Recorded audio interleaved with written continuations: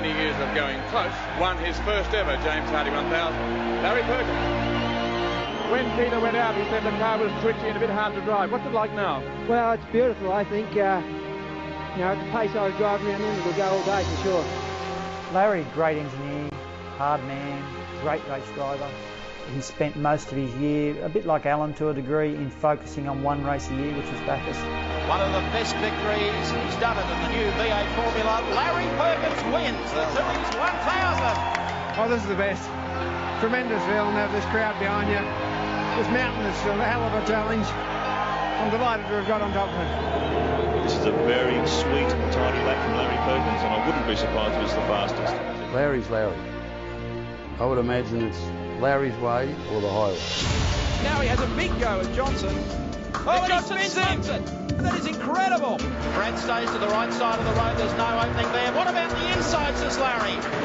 280 clicks. It was very abrupt and very straight to the point. Off racing. Perkins by the country mile. Wins the start. Scape is novel by Super about swift and super clean line so far from Larry Perkins. Throws it through the dipper. Has not missed a beat. Larry Perkins having a real go. Oh, gee, tail out there. Oh boy. We've got a race in our hands, folks. He's taken the lead. Larry Perkins and Russell Engel, the great race winners for 1995. That was one of the most absorbing battles you'll ever see for the lead. It was on from lap 1 and went right through to 161. Ladies and gentlemen, Larry Perkins!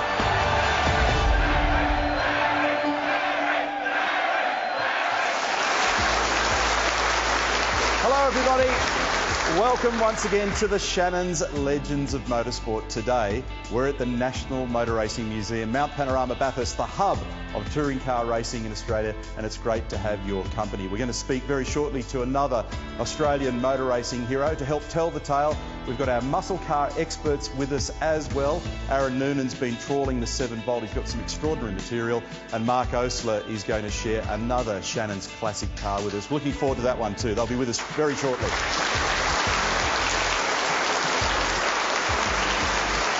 Our special guest today is genuinely a legend of Australian motorsport. He's won here at Bathurst no less than 6 times, but there's a lot more to the story. Please welcome Larry Perkins.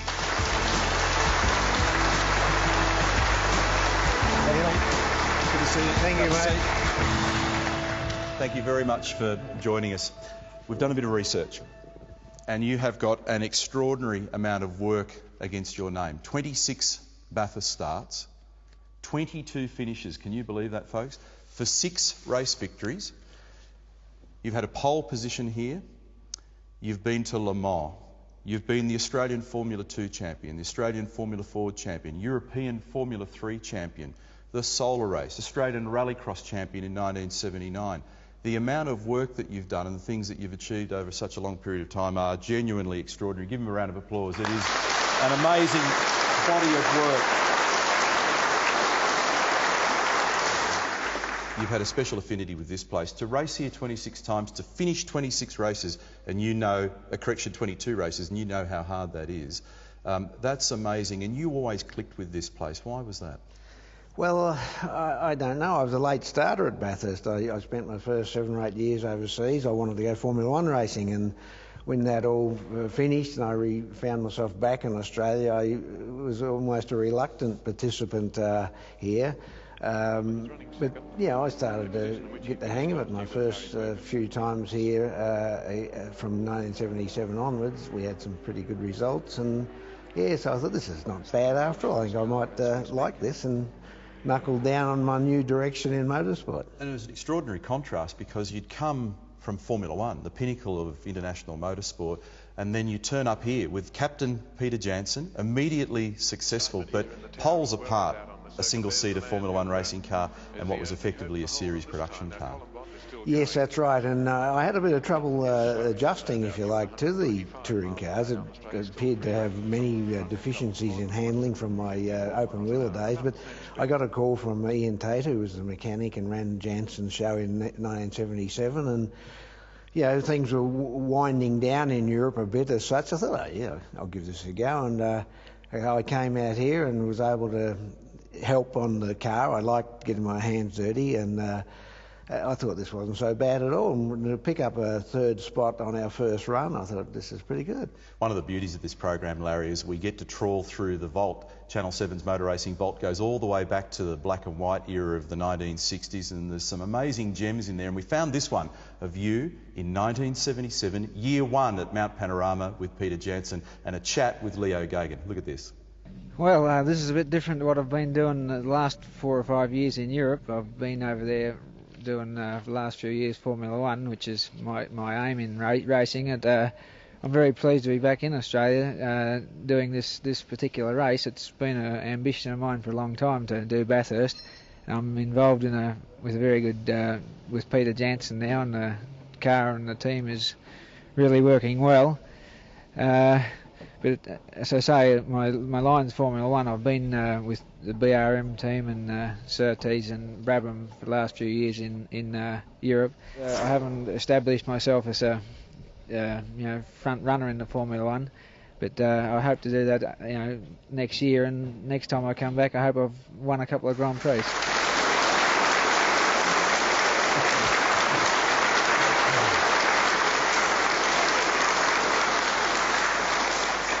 Very young Larry Perkins there, long time ago. What about the hat? Yeah, what about the hat? Fantastic. And Leo didn't look that engaged in the interview, did he?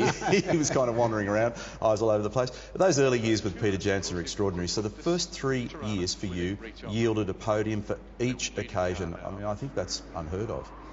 Well, it was a very good opening, bat for me, that's for sure. And I did, as I said, the 77 year, but actually I didn't do the 78 year. I decided I had things in Europe to do, and the interest hadn't really sunk right in then.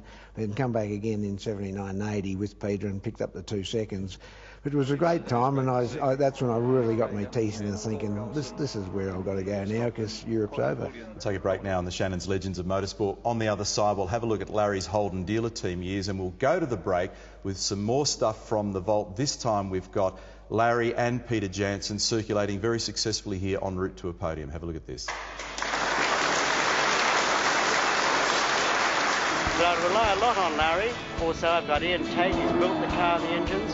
He's been a great man. He's built the Commodores that went around Australia, first, second and third. Now he owns Jansen and Perkins, and that's saying something. The guy must be mad at the head department. Peter Jansen, always a jovial character.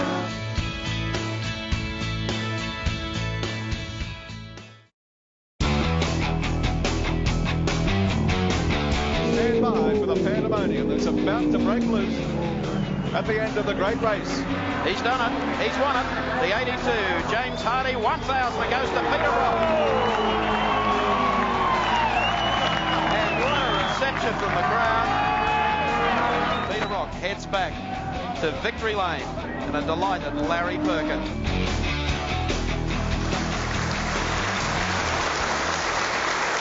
Welcome back to the Shannons Legends of Motorsport.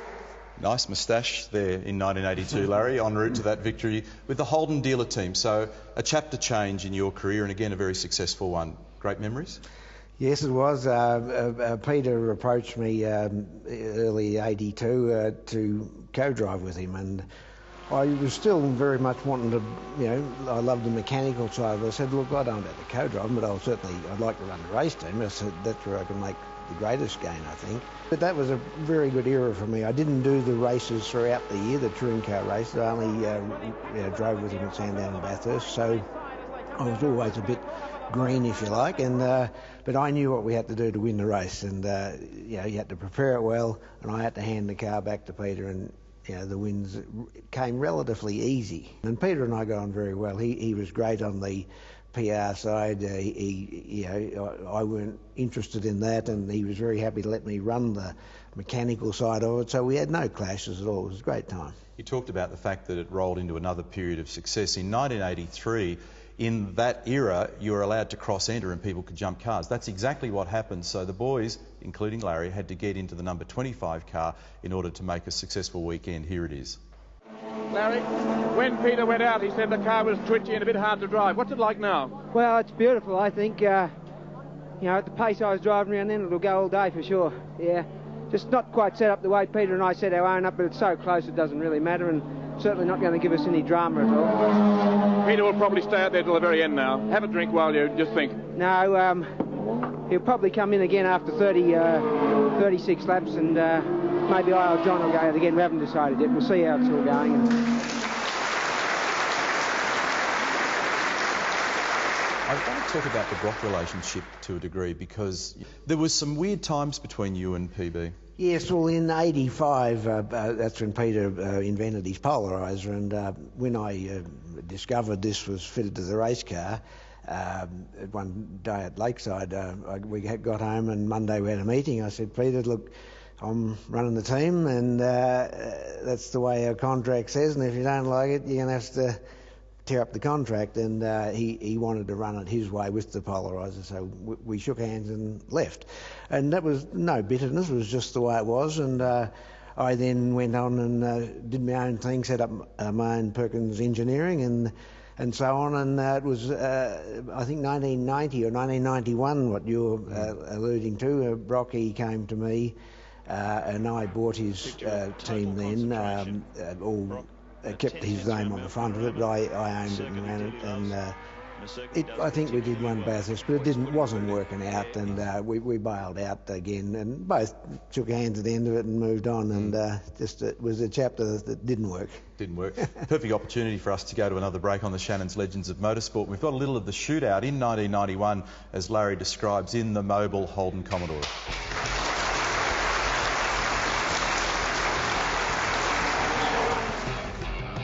Fans will give him a reception.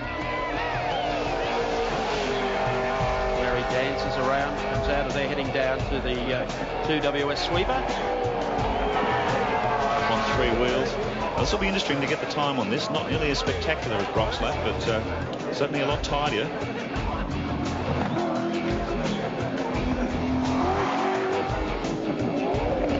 Last turn coming up. Check the flag at the ready. Mobile 11 car, but Larry Perkins at the wheel, across to register his time.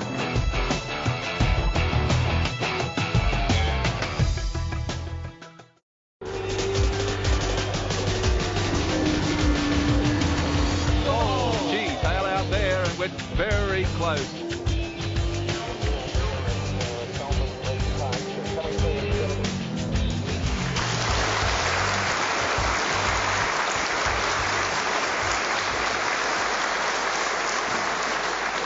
Working hard on that lap there, Larry. That was the shootout in 1986. Good enough for row 2, position 4.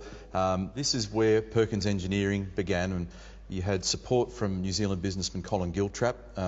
You told me, I can distinctly remember, I'm going to go and do my own thing, watch this. And we all went, oh, I'm not sure whether this will work, but you pulled it together and the car's covered in stickers and you made it work. That's right. I didn't do it. There's a bit of effort behind it, as you can be aware, but I rang up Colin Giltrap and I said, Colin, New Zealand guy, I said, Colin, you need to buy a race car off me because I'm going racing. He said, oh, really? And I said, yep. And so he fired some money over and I said, I'd pay you back, you know, and I think I paid him back 10% or something, and I said, where are we at on that money? And he said, I think you've paid it all back, haven't you? That's the sort of guy he was, but it got me going. And the first Bathurst you saw there, yeah, that was all the whole new curve again, and that's what led on to other things. I can recall those early days when you set up in what by modern standards was a tiny little workshop out the back of Moorabbin. I think it was in Roberna Street, Moorabbin. And you bolted this thing together with a little band of guys that you knew and trusted well, and you were giant killers effectively. Well, we had got results that were sort of probably ahead of where we should have been, and I had very good guys with me. A very small team, you know, from Neil Burns, our engine builder, and Barry Abbott-Meyer from up the farm, and so on. But you know, good help behind the scenes, and yeah, we made it work. We knew what we had to do. We had to make a reliable car, had to be competitive, and don't waste any money.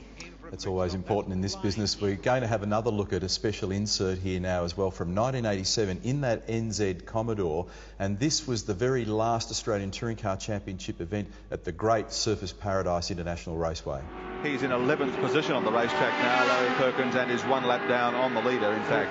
Well, Wilco, actually, this is the penalty that the Commodores have got to pay, unfortunately, because of the physical weight of the motor vehicle, weighing 1325 kilos.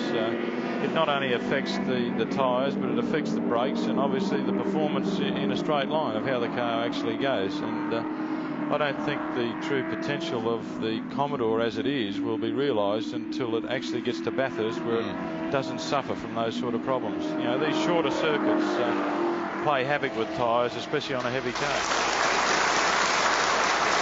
That was Dick Johnson in the commentary box with yours truly.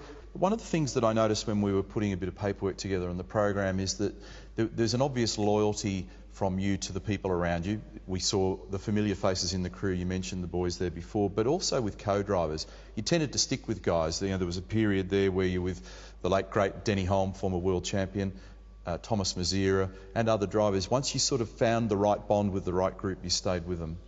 Yes, it had to be a pretty big error for a co-driver to get the sack in my little world, but you know, with Greg Hansford especially, when he joined me in '93 and we won that one, that was a very good era. And you said the co-drivers are just as important as the main driver, and yeah, you've got to have the right mix. You can't have wrong egos. Take another break on the Shannons Legends of Motorsport. We'll go to the break with some more of Larry in the NZ Holden Commodore.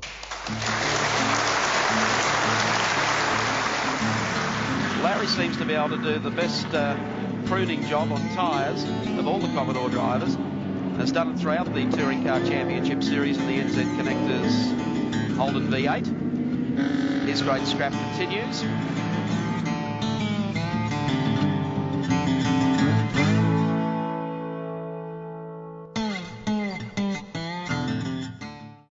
The team up front is Peter Brock and Larry Perkins, pilots for the potent 956 machine. Major backing is from businessman and motor racing promoter Bob Jane. But the man who really brought it all together is Perkins' longtime friend Greg Siddle. Perkins croons over the power plant like a mother over a baby. But when it all boils down, Larry, what will it do? If you give it its head, it'll do over the 400k. But the acceleration times are the most impressive things. It takes only 2.5 seconds to get to 100k and 5.5 seconds to get to 200k and 11.9 seconds to get to 300. It's starting to get a bit slow up there. As cars go, would you swap it? No, this is the ultimate car in the world. That's a fact. That was 1984 with the Porsche, backed by Bob Jane, Gary Wilkinson doing that story for 7 years at the time. Huge project, big undertaking to be able to go and pull something like that together. You're right, it was and in the middle of the season here in Australia, and you know, Peter's sponsors, you know, had to give a leave pass. I think we might have missed 1 or 2 races in Australia, well, Peter did. But it all came together, and we had a good time. We didn't have success. I ended up sticking it in the wall in the middle of the night.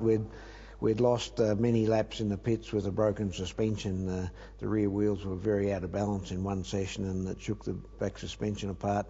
So we lost a lot of time, and I was, you know, trying to drive too fast for my ability and put it in the wall. But it was a big challenge, and everyone rose to the occasion. You know, from Bob Jane, the main supporter, Dunlop, and so on. And yeah, it's good. You went there 3 times, but you subsequently went back 4 years later to drive for Tom Walkinshaw in the Jag, 1988. We've got a little bit of that to have a look at now, and we'll discuss it in a moment.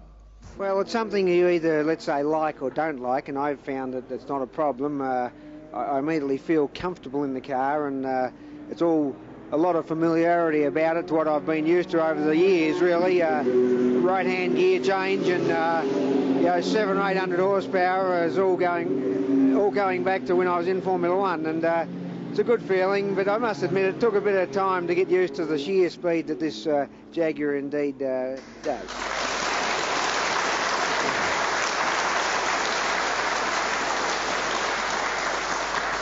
was a tremendous performance, though. You drove with Derek Daly, Kevin Cogan, I think, from memory. You finished 4th, and that was a very fast racing car.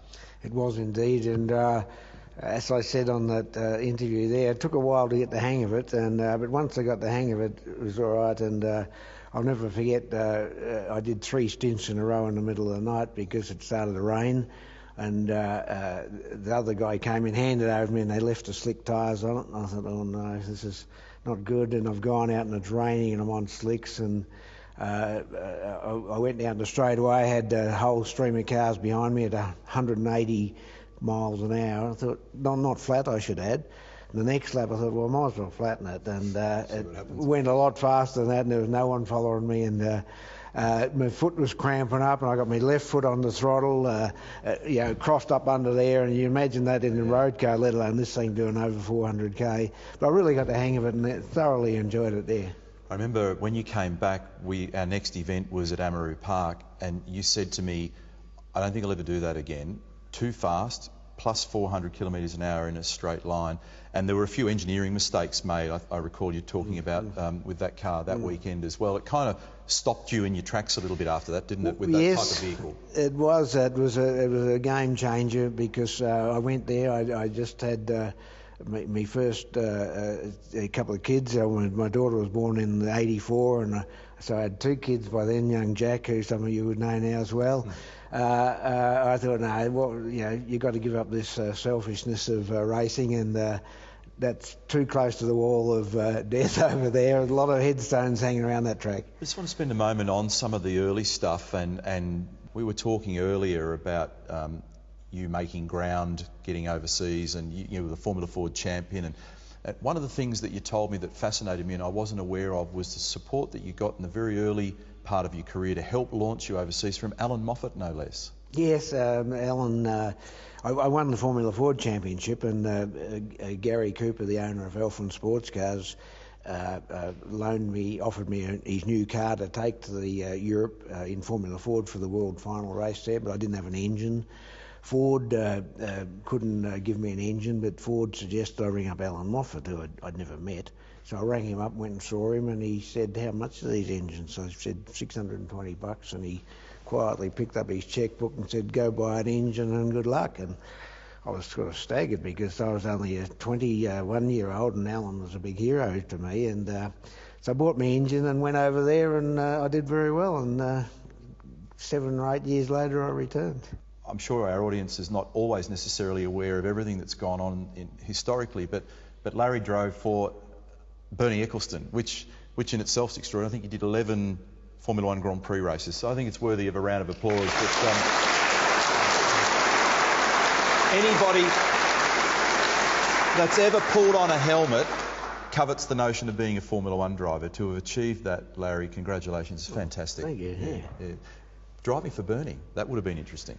Well, my association there started in '73. I crashed my Formula 3 car at Paul Ricard in France and wrote it off, and in the aftermath of that, a crowd is around the crash cars. Crowds assemble around crash cars, saying, "Well, what are you going to do, Larry?" And this young bloke said, "Hey, Bernie wouldn't mind seeing you."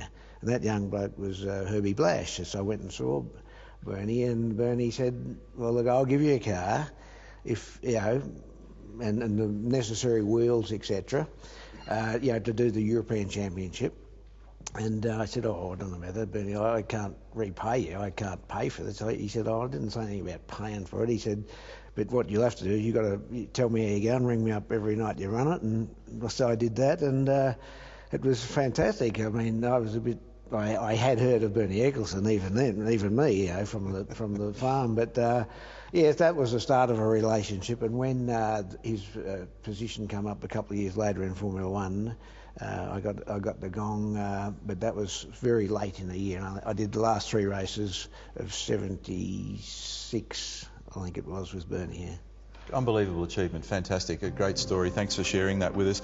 Listen, I want to draw everybody's attention also to the Shannons Club. Why not join the Shannons Club today? You can create your own virtual garage, discuss topics on the forums, enter the latest competitions, find a car club or an event. Plus, you can watch episodes of the Shannons Legends of Motorsport and catch up with all of the rare and wonderful footage that we've been seeing today. Now, one of the other things that we really like about doing this program is that we pull out all kinds of weird and wonderful vision along the way, and the guy that's been responsible for doing that for us is Aaron Noonan, and he's got another gem now from the vault. Well, Neil, as we go to the break on Shannons Legends of Motorsport, I want to take you back to 1988. Winton Motor Raceway, the Shell Australian Touring Car Championship, and a day when Dick Johnson and Larry Perkins got together. Stay with us. More after the break on Shannons Legends of Motorsport. Racing and getting away smartly as Johnson. Perkins pulls a gear and straight down the inside goes Perkins. A great start from Larry Perkins. This car has been very consistent all weekend, constantly lapping in 62.3s. Now he has a big go at Johnson. Oh, Johnson spins it. And he's T-boned him in the right-hander at Holden's Motorsport corner. That is incredible. Bow goes through to the lead. You can kiss goodbye to 3 on the trot dicky, although he's rejoined. And Larry Perkins comes off second best. His race is over.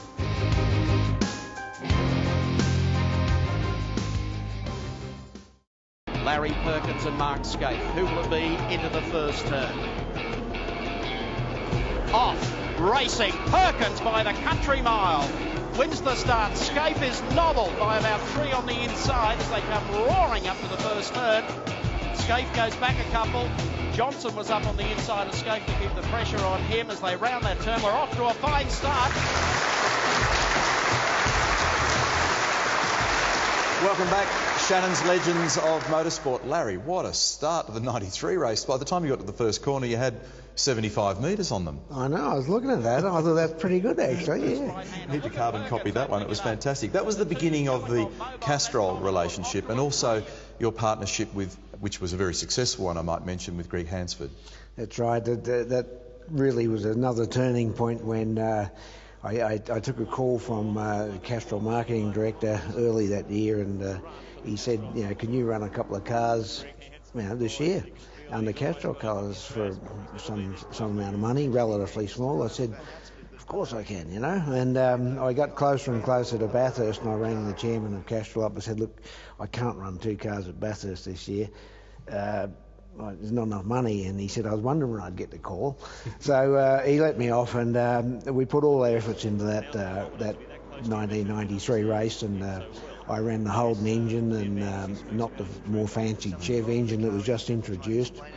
That upset the lower hierarchy at Holden very much because I was the odd bloke out, but the managing director of Holden, he was right behind me. He said, go for it, Larry. And so, yeah, we were the only Holden engine in that category, and, you know, the pole position, as you saw, and it was a faultless run. It was very, very satisfying. Very satisfying, and occasionally when you came to this venue, different drivers will tell this story over a long period of time. They're just events that click, and 93 was one of them. And here's a slice of the action mid-race in 1993 as Larry's just doing this to the field. We've got a race in our hands, folks. Larry Perkins, you heard the roar from the crowd on pit straight.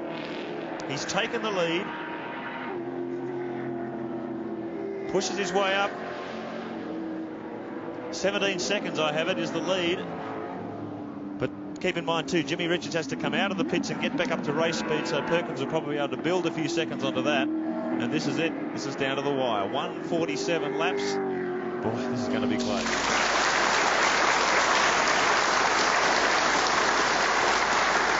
Which leads me to the other point about that day. It was a terrific arm wrestle between you and the Gibson Motorsport Commodore, Mark Scaife, Jim Richards driving the other car. And that was one of the most intensive 161-lap, 1,000-kilometre battles that we ever saw. Ultimately fell to you, but it certainly didn't come cheap and easy. No, we had to maintain our maximum speed the whole way, and it got a bit tricky there at the end. As you can see, it was starting to rain, and my crew and the Gibson crew were wondering, I had to pit first for some reason. They were wondering what tyres I was going to put on, whether it was wets or slicks. And I'm telling my crew was wanting to put wets on, and I ran the show from the wheel. I said, we're putting slicks on, guys, and which forced Gibsons also to put slicks on. And it was a bit dicey, and but we got away with it. And I think, I don't know, 10 minutes after race it started pouring down. But it was a really good, memorable race, that one. Chance for us now to also delve back into the vault. Once again, here's Aaron. Well, Neil, I've loved digging through the vault, and I like looking at pit stops too because they've changed so much over the years. This is from the 1993 race. Keep an eye, no pit lane speed limits. Larry's patented special 5-stud wheel nuts were still all the rage back there. Have a look at the way this thing takes off and the hurry-flurry that's going on. No fireproof gear on every team member like there is these days. Even though this is 21 years ago, it's still very, very different. And as Larry Perkins comes in for his pit stop, now will Larry step out? Let's go down to Andy Raymond.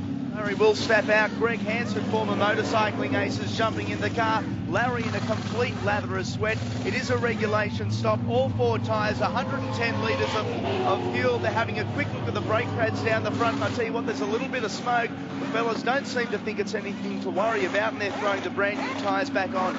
They are the same compound that Larry has just run the last 30 laps on. A few problems with the seat belt, but they'll be back out there. Thanks, Andy.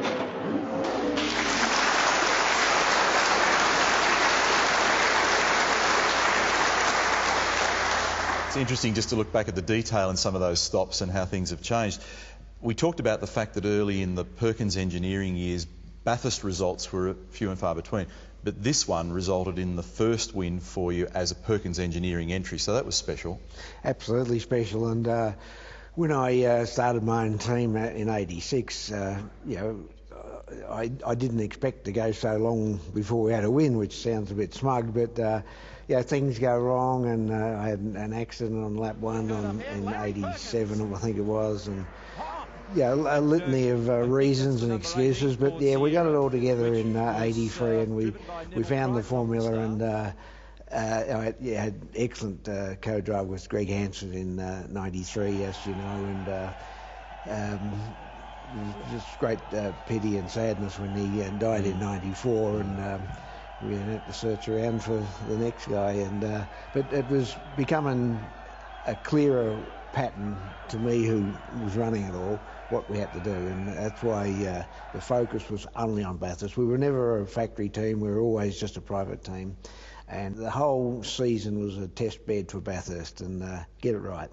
We'll come back and have a look at how he got it right in 1995 on the Shannons Legends of Motorsport, and we'll go to the break celebrating victory in 1993 with Larry Perkins.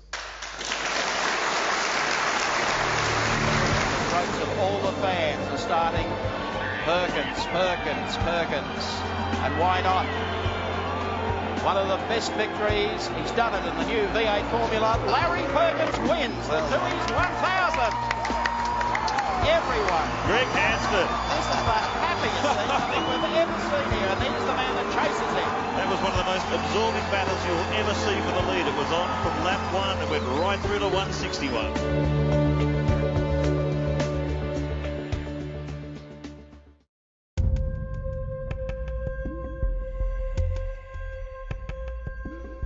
Larry Perkins.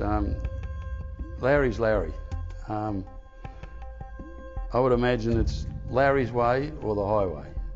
That's the way Larry saw things. Larry was a gentleman in my opinion, and one of the very few, other than Colin, that I was close to, and then ultimately with Peter I had the same respect. But Larry was one of those guys that just put his nose down and was a real engineer in his own right. Oh, there's no doubt that people that find their backside in a Formula 1 car have done a lot of good things to get there. He used to improvise a lot of things, and he always did things that were with a lot of common sense, and he did it the cheapest way he possibly could. A natural engineer, did everything himself. Larry, great engineer, hard man, great race driver. I suppose he spent most of his year, a bit like Alan to a degree, in focusing on one race a year, which was Bathurst. He was a terrific guy, a brilliant engineer though. I think he was a better engineer. I was a rookie in Formula 5000. I was driving in the Ansett team, and Larry had just come back from Europe and was very hot, very hot property. And we were racing in the Australian Grand Prix at what is now Barbagallo Raceway. And after the first practice session, I asked Larry what gear he was going up the hill in, because I was pretty green to it all, particularly those cars. And he said, "Find out for yourself, Cock." And I think that personifies Larry Perkins. He he marches and always has done to the beat of his own drum. You know, he's achieved lots of things. But Larry Perkins is Larry Perkins.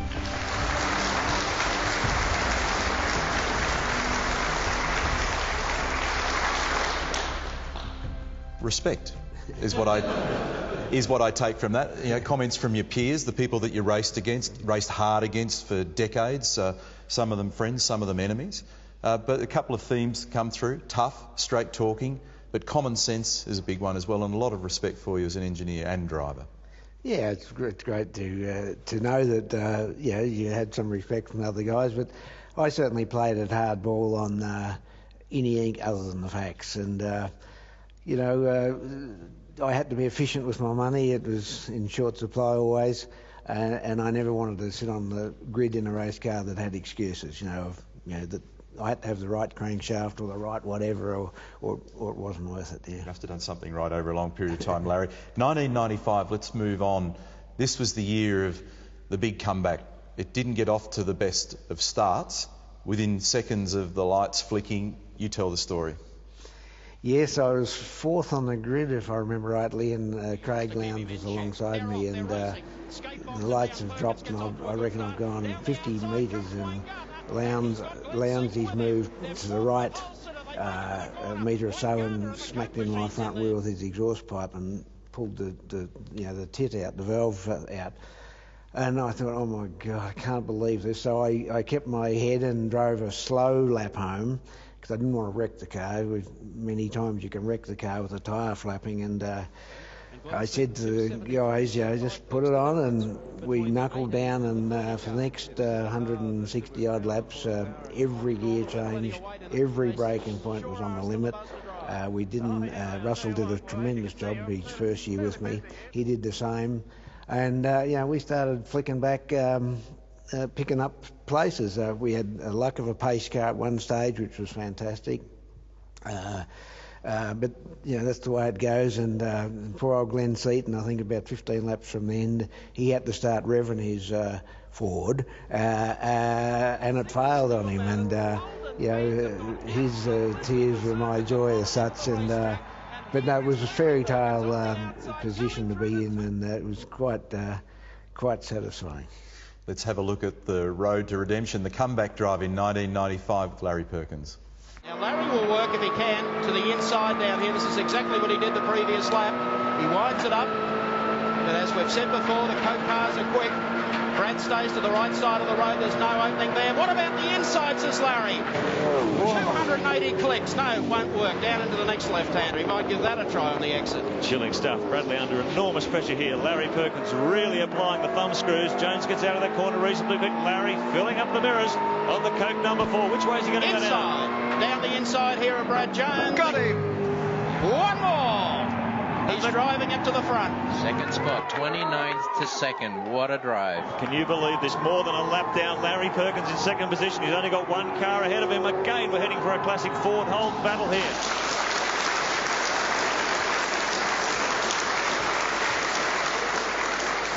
Car was superb. You had great pace, and this was the first of 7 years with Russell Ingall, the longest of a co-driver Larry Perkins partnership in your entire lengthy and very successful career. But we're very fortunate at the National Motor Racing Museum today to have the very car that Larry won in 1995 behind us, and this obviously gives us a great opportunity for Mark Osler to present Shannon's classic car. Thanks, Neil. I'm standing here with the actual VR Commodore that won the 1995 Bathurst 1000, driven by Larry Perkins and Russell Ingall. You know, Larry Perkins always prided himself on peerless engineering, and you could not have got a better example of that than that 1995 race. Larry out-engineered the competition. This car was bulletproof. It had no weaknesses, and that's the only way they could have done what they did in going from last to first place. They had to drive every lap like a qualifying lap, extending the car to its maximum in every dimension, and it never missed a beat. One of the most important things in that victory was during the year Larry had engineered the braking system so that it no longer required a pad change, and that saved a massive amount of time in their pit stops and was a critical factor in that success. This is what you'd call an early version of what became V8 supercars. The VR Commodore weighed 1,300 kilograms. Under the bonnet, a 600 horsepower, 5-litre fuel-injected Chevrolet race engine. Behind that, an Australian-made Hollinger 6-speed transmission. In the back, a live axle with a big 9-inch crown wheel and pinion. Could take a lot of punishment. Wheels, 17-inch diameter, 11 inches wide with big 12-inch wide Dunlop tyres. These were fast, exciting, spectacular machines. Quite a lot of aero on them too. That wing on the back, when they were going down Conrod Straight at close to 300 kilometres an hour, generated about 200 kilograms of downforce, which kept the car down on the track. An amazing machine. And what was really good about this car, after it left Perkins Engineering, it was pretty much left as it was. So today, it represents a fantastic tribute to Perkins Engineering and that unbelievable victory in 1995. Talked about the difficulty that Glenn had late in the race, which was a heartbreaker for him because victory at Mount Panorama, as we all know, ultimately eluded Cito. And you had an awkward relationship with Glenn to some extent, didn't you? It was just a little bit prickly. You were never really that close. That's true. It was always because I was very opinionated and very headstrong on what we should do with rules, and that was the early days of V8 supercars, and I spent much of my waking hours, working the rule book or making it what I felt we want. And I didn't necessarily always get agreement with Glenn on it for lots of reasons. And so we didn't, if you say, naturally walk down the path holding hands. But he did a great job. He was still a privateer like myself, and he did it different to me. And that's what it was. He was focused on his team, and I was focused on mine. Well, I reckon it's time to put a full stop on it. Here's the finish of the 1995 race. 15 blokes at work, they just did a superb job, and the pressure of looking after the 10 customers, I'm just very thankful to those blokes. Larry Perkins and Russell Engel, the great race winners, the Tooheys 1000 for 1995. Thanks, fellas, thanks for... Well, that is just a phenomenal effort. Well done. Congratulations. Great result, Larry. Thank you very much, Neil. Extraordinary career. You've achieved so much. We could spend hours together, but I want to ask you one simple question. You're happy with the work? Oh, absolutely. I'm happy I've retired and not have to do it anymore. Fantastic. Please thank Larry Perkins. We're out of time. That wraps us up. Join us again very soon for another edition of the Shannons Legends of Motorsport. Bye for now. Please put your hands together for Dick Johnson and